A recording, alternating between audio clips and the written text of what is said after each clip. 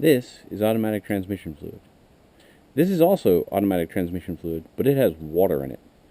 The water is a big problem because it goes into emulsion. So you can see little tiny bubbles of water trapped inside the fluid. This stuff gets very, very thick when it gets cold. The piston bully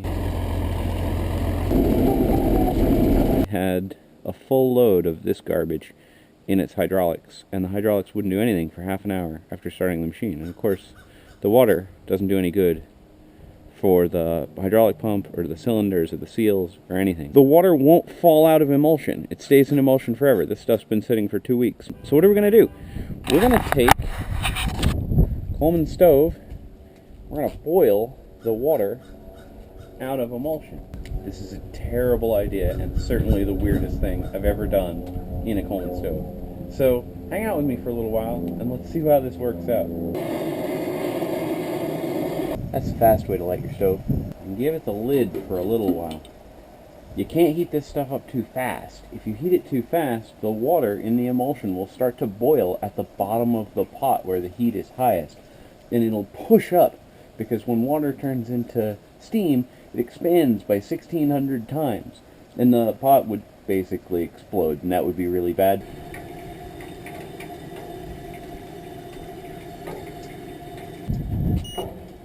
Alright, in no time at all, we've exceeded the boiling temperature of water, and you can see the bubbles are starting to get bigger. At this point, I'm going to take our heat down some. Starting to bang and clang.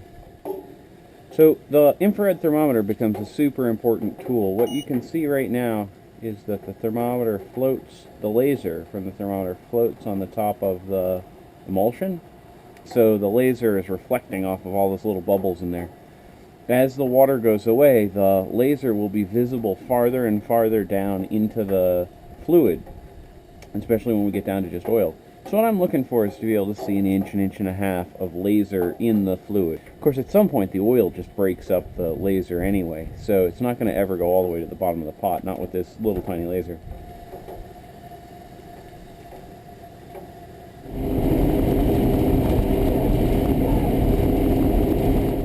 .35, got a good line there. I'm going to call this one.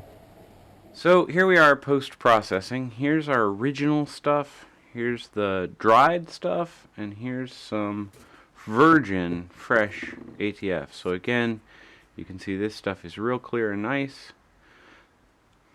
The original GAC is pretty awful. It's pretty thick, cloudy. Can't really see through it. And the stuff we made is pretty near as good as the cleanest stuff. This is actually after sitting overnight. A lot more of the water falls out overnight after it's been heated.